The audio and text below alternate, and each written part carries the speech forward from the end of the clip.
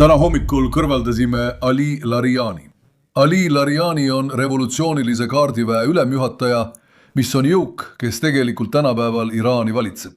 Kõrvaldasime koos temaga ka Basitši komandöri, kes abistas jõuguliikmeid, külvates terrorit Teherani ja teiste Iraani linnade tänavatel rahva vastu. Ka seal tegutseme. Tegutseme õhust, õhujõudude lennukitega, droonidega ja ka seal viime operatsioone läbi. Me destabiliseerime seda režiimi lootuses anda Iraani rahvale võimalus see kukutada. See ei juhtu kiiresti ega lihtsalt, kuid kui oleme järjekindlad, anname neile võimaluse oma saatus enda kätte võtta. Samal ajal toetame meie Ameerika sõpru Pärsia lahe piirkonnas. Rääkisin eile sellest teemast pikalt president Trumpiga, meie õhu- ja merevägede koostööst, minu, president Trumpi ja tema meeskonna vahelisest koostööst. Aitame nii kaudsete rünnakutega, mis avaldavad Iraani režiimile suurt survet. Nii ka otseste tegevustega. Veel on palju üllatusi ja sõjanippe varuks. Me ei avalda siin kõiki nippe, kuid nagu öeldud, neid on palju. Teise punktina on sõja võitmiseks kõige olulisem see, mida inglise keeles nimetatakse tenacity'ks. Ja heebrea keeles otsusekindlus, otsusekindlus, otsusekindlus, otsusekindlus, juhtide otsusekindlus, komandöride otsusekindlus, rahva otsusekindlus. Me oleme otsustanud võita ja me saavutame need eesmärgid. Ärge pöörake tähelepanu masenduse levitajatele. Me saavutame ajaloolisi võite Jumala abiga pärast 7. oktoobrit. Täna oleme me hirmuäratav jõud. Peaaegu ülemaailmne, koos liitlasest suurvõimuga, võideldes ühiselt suure saavutuse nimel kõigi ohtude vastu, mis võivad meie vastu tekkida. Millel teised riigil on need võimed? Kõiki rünnatakse siin. Kellel veel on meie jõud? Liitlased, Iisraeli kaitsejõud, õhuvägi ja tugev rahvas. Olge tugevad ja ma tahan teile öelda, et me aitame teid samuti. Hüvitiste osas andsin korralduse esitada plaan ja eesmärk, aitame põhjapiirkonda ja abivajajaid. Nii nagu me oleme varemgi rahvale toeks olnud, nagu lõvi. Nii nagu tegime seda koroonaviiruse ajal, seekord teeme seda veelgi suurema jõuga. Tähelepanu viimasele tähtsale uudisele. Tapetud on mitmed kõrged Iraani ametnikud. Kuidas see muudab strateegilist olukorda edaspidi, eriti Iisraeli relvajõudude jaoks? Muidugi. Ali Larijani, hukkunute seas tähtsaim nimi, oli vähemalt mõne ameeriklase poolt nähtud. Ametnikud, nagu praegune tsiviiljuht, olid tegelikult pärast ülemjuhi Khamenei mõrva väga lähedased nüüdseks lahkunud ülemjuhile. Ja tema, nagu sa kindlasti tead, oli üks kõrgeimaid tegelasi, üks kõige suurema staaži ja tähtsusega isikuid, kes režiimi sees veel alles olid.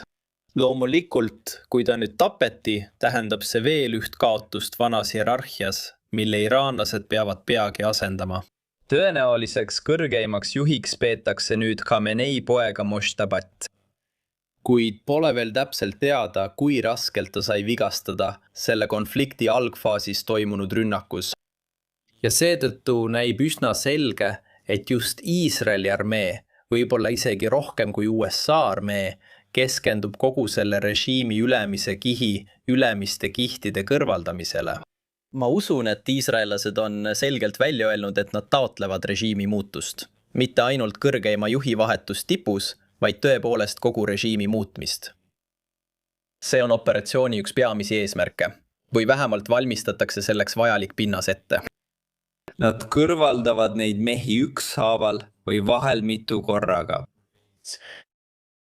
Ja saab huvitav olema näha, kuidas režiim ennast ümber korraldab. Kas nad nimetavad kohe kõigile neile tippkohtadele, mis nüüd vabaks jäävad, uued järglased? Saad aru? See seab järgmisele inimesele sihiku selga, kes potentsiaalselt nendele ametikohtadele tõuseb. See on Teheraanis delikaatne olukord, aga analüütikud ütlevad, et režiim on sügavalt juurdunud. Nad leiavad nendele ametikohtadele inimesed. Seda tüüpi mõrv ei muuda sõjaolukorda põhimõtteliselt, kuid arvamused selles osas on erinevad. Soovin keskenduda ühele punktile sellest vastusest. Esiteks, see tähendab, et Iisraeli kaitseväe IDF sotsiaalmeedia kõige värskem postitus kordab taas mõnede nende kõrgete ohvitseride tapmist. See siin käib konkreetselt Ali Larijani kohta, kellest sa rääkisid ja andsid meile lühikese ülevaate, kes ta oli. Iraani kõrgema riikliku julgeolekunõukogu sekretär ja režiimi tegelik juht on nüüd kõrvaldatud. Tahaksin rääkida uuest ülemjuhist äsja ametisse nimetatud Mojtaba Khameneist. Sest Dave, me pole teda veel avalikult näinud, oleme näinud talle omistatud avaldusi, kuid mitte avalikke avaldusi, vähemalt seni. Arvestades, et ametnikud kõrvaldatakse ükshaaval, on see strateegia Iraani režiimis. Mis loogika on selles, et Mojtabal ei pruugita lubada avalikku avaldust teha ja maailmale nähtav olla? Jah, nii et teatavasti sai ta varem konfliktis vigastada. President Trump teatas avalikult, et me ei tea, kas ta on veel elus. Ma ei tea, kas nad üritavad teda mingil moel esile kutsuda, et ta tõestaks, et on elus, aga kui eeldada, et ta on elus ja Iraani pool väidab, et neil pole vastupidiseid tõendeid, nad otsustasid teda varjata või ta ise otsustas jääda varju. Ja on aru saada, miks kõik need teised kõrged ametnikud tapetakse. Kui ameeriklased ja iisraellased ei tea täpselt, kus ta on see talle tõenäoliselt parim. Nüüd, kui ta tahab ellu jääda ja tulevikus seda režiimi juhtida. President Trump ütles Axiosile antud intervjuus, et USA ei pea teda vastuvõetavaks järglaseks. Teda peetakse karmiks.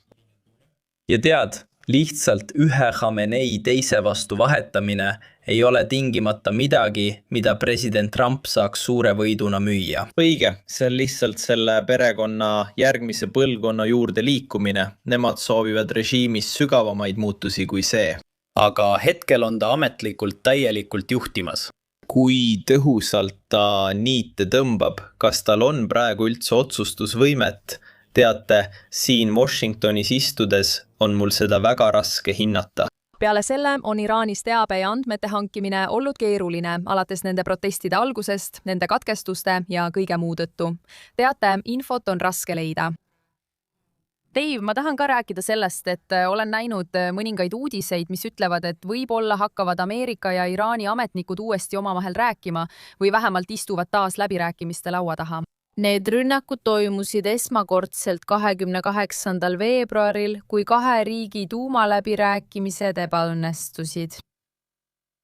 Mida tead USA ja Iraani võimalike läbirääkimiste kohta? Aga Iraani poole pealt, kes oleks vastutav nende kõneluste juhtimise eest? Need on kaks head küsimust. Praegu on ameeriklaste peamine vestluspartner välisminister Araghchi. Ta juhtis tuumaläbirääkimisi ja suhtles otse Steve Witkoffiga, president Trumpi saadikuga. Nad suhtlesid signalis. Alati on olnud tuumalepped, 12-päevane sõda veel tuumaläbirääkimisi ja nüüd jälle uus sõda. Suurema osa sellest ajast oli Witkoffil ja Araghchil kontakt, mis oli kõige otsesem kanal. Axios teatas eile, et nende vahel vahetati sõnumeid, kuid Araghchi eitas seda, öeldes, et tal ei olnud ameeriklastega otsest kontakti. Pole selge, mis tasemel suhtlus on. Mõistame, et toimus esialgne lähenemine ja kontaktid, kuid mõlemad pooled ütlevad, et praegu pole läbirääkimiste aeg. Ameeriklased ütlevad, me tahame kokkulepet, aga ei tea, kellel on õigus seda sõlmida. Teie teise küsimuse kohta ütles president Trump. Me ei tea, kes on võimul, et kokkulepet sõlmida. Praegu kontrollivad revolutsiooniline kaardivägi ja sõjavägi suurt osa riigist. Meil ei ole kontakti uue kõrgeima juhiga. Seega on väga raske isegi aru saada, kellega läbi rääkida, kui Araghchil pole volitusi. Ta on oluline, sest teda tuntakse, temaga on kohtutud ja ta on elus. Võtmetähtsusega vahendaja. Veel pole selge, kas see esialgne lähenemine areneb millekski tõsisemaks. Iraanlased ütlevad, et nad ei kavatse läbi rääkida. Tingimustel, mida president Trump soovib, ehk siis omada suurt kontrolli naftavoo üle ja mõjutada seda, kes saab järgmiseks ülemjuhiks. Iraan ütleb sellele ei ja tegelikult nad tahavad reparatsioone, nagu nad ütlevad, USA-lt. kuna just nemad alustasid seda sõda esimesena. Nii et nad on väga kaugel üksteisest ja nii palju kui me teame, ei pea nad praegu tegelikult sisulisi läbirääkimisi. Tahtsin otsepilti ekraanil veidi lähemale tuua. Oleme Beirutis, Liibanonis, kus Iisrael jätkab sõjalisi operatsioone maa peal ja õhust. Sihtides Hezbollahad, nähtud on palju suitsu. Soovin teile ka seda näidata. USA keskväe juhatus postitas sotsiaalmeediasse, kus ta on jaganud värskendusi selle kohta, kuidas operatsioonid kulgevad. USA sõjaline pool postitas selle X-i platvormile. USA väed jälgivad ja hävitavad Iraani sihtmärke, mis ohustavad ameeriklasi ja Iraani naabreid. See viib mind järgmise küsimuseni, Dave. Mida me teame Pentagoni sõjaväe olukorrast ja kas sinna piirkonda on veel vägesid teel? Mis on uue faasi eesmärk? Jah, nii palju kui me teame, on USA mereväe laevad teel piirkonda, vedades tuhandeid merejalaväelasi. See ei tähenda tingimata, et tegemist oleks maismaajõududega, kes maabuvad Pärsia lahes. President Trump ütleb, et maismaajõude ei saadeta, vaid toetatakse kaugmaaoperatsioone. Ja teatud mõttes annab see iraanlastele märku, et oleme valmis saatma päris võitlejaid sellesse operatsiooni piirkonda. Ma arvan, et mis puudutab eesmärke, siis vastates teie küsimuse teisele osale, on muutunud. Eesmärgid on muutunud nende 2 sõjanädala jooksul. Praegu on eesmärk taas avada Hormuzi väin, sest see kahjustab tõsiselt ülemaailmset naftakaubandust. Nüüd, kui iraanlased on enamiku mereliiklusest läbi lahe ja väina katkestanud ja nad on tõesti tõestanud, et neil on võime kraan kinni keerata ja mitte lubada kogu sellel lahe naftal välja voolata. Nafta hinnad tõusevad. Igaüks, kes linnas ringi sõidab, märkab, et bensiinijaamades hinnad tõusevad. President Trump tunneb seda ja püüab moodustada rahvusvahelist koalitsiooni selliste riikidega nagu Ühendkuningriik ja mõned laheriigid. Ta püüab veenda Jaapanit, Lõuna-Koread ja mõningaid eurooplasi sellega ühinema. Paljud neist keelduvad saatmast sõjalaevu väinakuuma, sõja või konflikti jaoks, mida nad ei alustanud ega pea enda omaks. Nad maksavad samuti kõrgemat hinda nafta eest ja neil on majanduslikud mured. Aga paljud riigid ei ole huvitatud sekkumisest. Tead, oma vägede võimaliku ohtu seadmisest, et aidata siin laevu saata või aidata miine koristada, mida iraanlased võivad väina panna. Nii et siin toimub mõned olulised asjad. President Donald Trump ütles, et Iraani sõjalaevastik hävitatakse jätkuvalt. Nad ründavad Iraani sõjalisi objekte, mis jäävad väina lähedusse, et muuta iraanlaste jaoks võimatuks kaubalaevade ründamine jõuga. Ja siis nad püüavad moodustada selle koalitsiooni, mis koos USA-ga hakkab pakkuma mingil määral turvalisust. Veel pole teada, kui paljud rahvusvahelised laevandus- ja naftatankeri firmad on valmis seda süsteemi katsetama, isegi kui USA selle rakendab. Tead, kas nad liiguvad oma naftatankeritega siit kaudu, kui Iraan jätkab ähvardamist neid rünnata. See on väga keeruline olukord USA-le, mida lähiajal puhtalt lahendada. See on president Trumpi üks peamisi prioriteete. Huvitaval kombel ja sa näitasid enne neid postitusi, arvan, et iisraellaste jaoks, kes on USA partnerid selles sõjas, tunduvad nad olevat üsna keskendunud režiimi poliitiliste elementide kõrvaldamisele. USA on väga keskendunud Iraani armee hävitamisele ja Hormuzi väinas laevanduse vabaduse taastamisele. Iisraellased tunduvad endiselt olevat väga keskendunud režiimi kukutamisele või selle võimalikult suurele nõrgestamisele. Seega on praegu korraga 2 eesmärki. Aga mida see tähendab nende USA merejalaväelaste jaoks, kes piirkonda lähevad? Ausalt öeldes ei ole selge, mis on nende roll ja kuidas nad suurendavad USA suutlikkust nende eesmärkide saavutamisel. See näitab, et nad ei oota konflikti kiiret lõppu, kui saadavad piirkonda veel vägesid. Tahtsin lihtsalt rõhutada, et radar, mis meil siin viimase reageerimise ajal oli, see on reaalajas pilt Hormuzi väinast. Saame nüüd aimu laevade liikumisest ja piirkonna liiklusest. Dave, käsitlesime palju teemasid. ma mõtlen, kas on veel midagi, mida peaks mainima või millel silma peal hoidma ja millele vaatajad peaksid lähipäevil tähelepanu pöörama, sest olukord areneb kiiresti. jah, majandusliku poole kohta. varem läbis Väina päevas umbes 125 naftatankerit, nüüd vaid 3-5. ainult vähesed pääsevad läbi, sest meretransport on peaaegu täielikult seiskunud.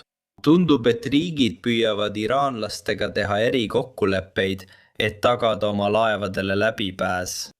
See on huvitav areng. Samuti tundub, et riikidesse, millel on nähtavad sidemed Iisraeliga, suhtuvad iraanlased väiksema tõenäosusega sõbralikult, ilmselgetel põhjustel. Olgu nii, et see kahepoolne diplomaatia, kus USA püüab moodustada koalitsiooni, et tead Väina avada. Samas peavad iraanlased läbirääkimisi teiste riikidega kaupade transpordi tingimuste üle. See on huvitav olukord, see ei ole, tead, asjad ei plahvata ja ei ole, tead, juhte ei kõrvaldata. Arvan, et see element mõjutab tõenäoliselt ülemaailmset majandust veelgi rohkem. Nii et jah, see on üks stsenaarium, millel ma hoiaksin silma peal. Dave Lawler, Axiosest, alati on meeldiv sinuga rääkida. Kohtume peagi uuesti. Aitäh, Ves, tänan.